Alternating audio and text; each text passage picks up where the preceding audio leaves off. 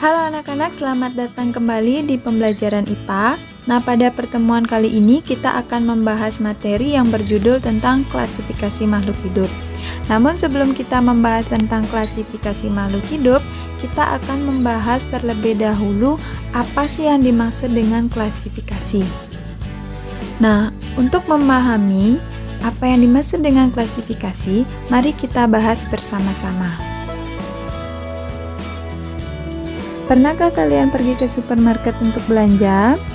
Tentu saja pernah, bukan? Nah, ketika kalian pergi berbelanja ke supermarket, maka pasti kalian akan memperhatikan barang-barang yang dijual di supermarket itu akan diletakkan atau dikelompokkan berdasarkan jenisnya. Nah, contohnya misalkan ada kelompok makanan, ada kelompok minuman, ada kelompok buah-buahan, ada kelompok sayuran, dan lain sebagainya. Nah, masing-masing kelompok itu juga akan dikelompokkan lagi. Misalkan di bagian minuman ada air mineral. Air mineral ini akan diletakkan atau dikelompokkan lagi berdasarkan mereknya. Begitu juga dengan sayuran. Misalnya ada sayuran wortel dan sayuran terong. Sayuran wortel dan terong ini akan diletakkan secara terpisah dan dikelompokkan lagi berdasarkan jenisnya. Nah, pengelompokan inilah yang disebut dengan klasifikasi. Sehingga dari pemaparan tersebut dapat disimpulkan bahwa klasifikasi makhluk hidup merupakan suatu cara mengelompokkan makhluk hidup berdasarkan jenisnya atau kesamaan ciri yang dimilikinya. Pertanyaan selanjutnya adalah, mengapa barang-barang yang dijual di supermarket itu harus diletakkan atau dikelompokkan berdasarkan jenisnya? Tujuannya adalah mempermudah pembeli untuk mengambil barang-barang yang akan dibelinya. Begitu juga dengan makhluk hidup. Makhluk hidup itu perlu dikelompokkan atau diklasifikasikan berdasarkan persamaan ciri yang dimilikinya dengan tujuan untuk mempermudah dalam mengenali, membandingkan, dan mempelajari makhluk hidup itu sendiri. Jika dijabarkan lagi, maka tujuan klasifikasi makhluk hidup adalah yang pertama mengelompokkan makhluk hidup berdasarkan persamaan dan perbedaan ciri-ciri yang dimiliki. Yang kedua, mendeskripsikan ciri-ciri suatu jenis makhluk hidup untuk membedakannya dengan makhluk hidup dari jenis yang lain. Kemudian yang ketiga, mengetahui hubungan kekerabatan antar makhluk hidup. Dan yang keempat, memberi nama makhluk hidup yang belum diketahui namanya. Selanjutnya adalah dasar-dasar klasifikasi makhluk hidup. Ada beberapa prinsip dasar dalam mengklasifikasikan makhluk hidup. Yang pertama adalah berdasarkan persamaan dan perbedaan yang dimilikinya. Yang kedua adalah berdasarkan ciri bentuk tubuh atau morfologi dan alat dalam tubuh atau anatomi. Dan yang ketiga adalah berdasarkan manfaat, ukuran, tempat hidup, dan cara hidupnya. Selanjutnya adalah sistem klasifikasi makhluk hidup. Berdasarkan persamaan yang dimiliki oleh setiap makhluk hidup, sistem klasifikasi dibedakan menjadi 3. Yang pertama adalah sistem alami. Sistem alami ini merupakan pengelompokan makhluk hidup yang didasarkan pada ciri morfologi atau bentuk tubuh alaminya, sehingga terbentuklah takson-takson yang alami.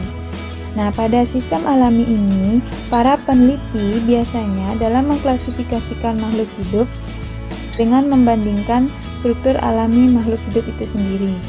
Kemudian, yang kedua ada sistem buatan atau artifisial. Nah, untuk sistem buatan atau artifisial ini merupakan pengelompokan makhluk hidup yang didasarkan pada persamaan dan perbedaan cirinya. Biasanya pada sistem buatan ini, para peneliti membuat sendiri kriteria pembanding dalam mengklasifikasikan makhluk hidup. Contohnya misalkan mengklasifikasikan makhluk hidup berdasarkan alat reproduksinya atau habitatnya, atau bisa juga berdasarkan bentuk dan ukurannya. Kemudian yang ketiga itu adalah sistem filogenik atau yang sering disebut dengan sistem modern. Nah, sistem filogeni ini adalah sistem klasifikasi berdasarkan jauh dekatnya hubungan kekerabatan antar organisme. Baiklah, kita akan membahas materi selanjutnya yaitu tentang tingkatan klasifikasi makhluk hidup. Ilmu yang mempelajari cara mengklasifikasikan makhluk hidup ke dalam golongannya disebut dengan taksonomi. Prinsip dan cara mengklasifikasikan makhluk hidup menurut ilmu taksonomi adalah dengan membentuk takson.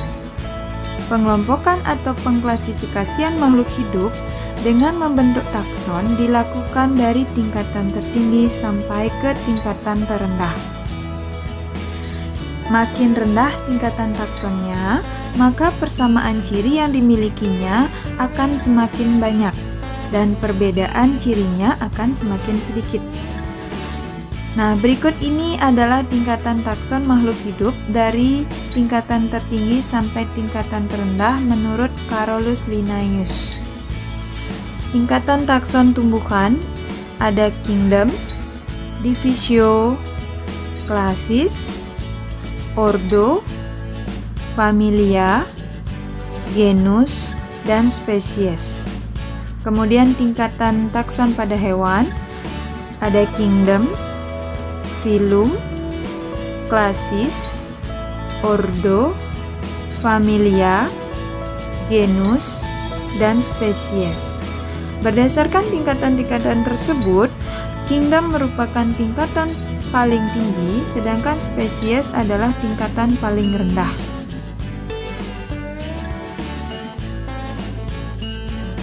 Oke, kita lanjut ke pembahasan selanjutnya yaitu tentang binomial nomenklatur. Nah, binomial nomenklatur ini merupakan tata cara pemberian nama ilmiah pada makhluk hidup yang terdiri atas dua kata dari bahasa Latin dengan aturan sebagai berikut. Yang pertama, terdiri dari dua kata. Kata pertama menunjukkan genus, kata kedua menunjukkan spesies. Aturan yang kedua, penulisan kata pertama diawali dengan huruf besar atau kapital, sedangkan kata kedua ditulis dengan huruf kecil. Aturan yang ketiga, penulisan kedua kata ditulis dengan cetak miring. Namun, jika ditulis dengan menggunakan cetak tegak, maka kedua kata harus digarisbawahi secara terpisah antar kata. Contoh misalkan, jagung. Nama ilmiahnya terdiri dari dua kata yaitu Zea mais, di mana Zea ini merupakan genus, mais ini merupakan spesies. Penulisan kata pertama yaitu Zea diawali dengan huruf besar atau kapital, sedangkan kata keduanya yaitu mais ditulis dengan huruf kecil. Kemudian penulisan kedua kata yaitu Zea mais ditulis dengan menggunakan cetak miring. Namun jika ditulis dengan menggunakan cetak tegak, maka kata Zea mais harus digarisbawahi secara terpisah. Jika kalian menemukan penulisan nama ilmiah jagung Zea mais L, di mana ada penambahan huruf L di belakang kata Zea mais, huruf L ini merupakan inisial pemberi nama spesies jagung itu sendiri.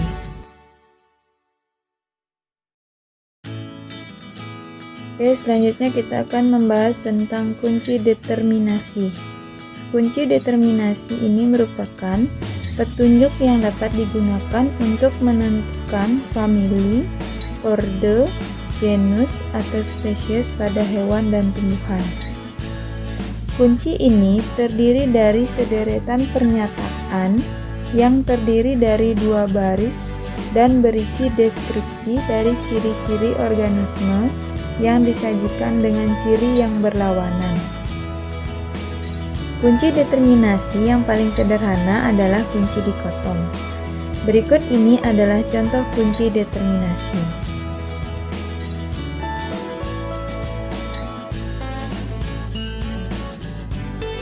Nah, bagaimana cara menggunakan kunci determinasi ini?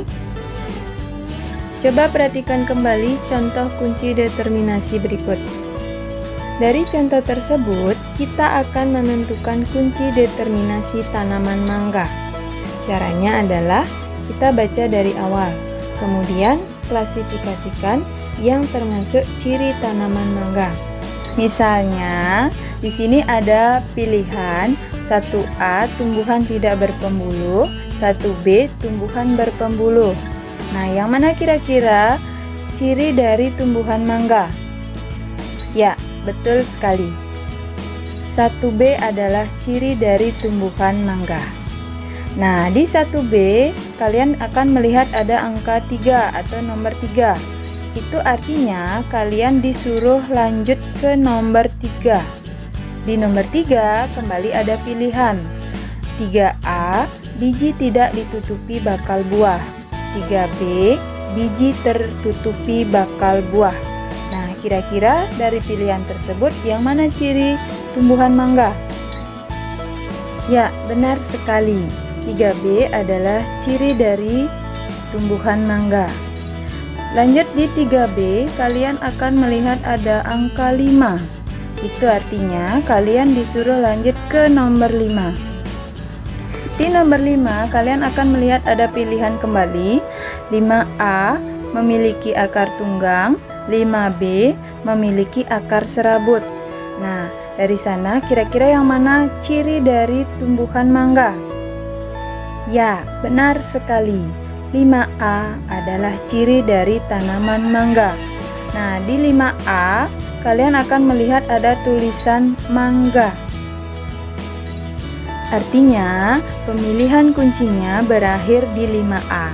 Nah, jadi kesimpulan dari kunci determinasi tanaman mangga itu adalah 1B, 3B, dan 5A. Mudah bukan? Nah, untuk pembelajaran hari ini cukup sampai di sini. Semoga video ini bermanfaat dan bisa kalian pahami dengan baik.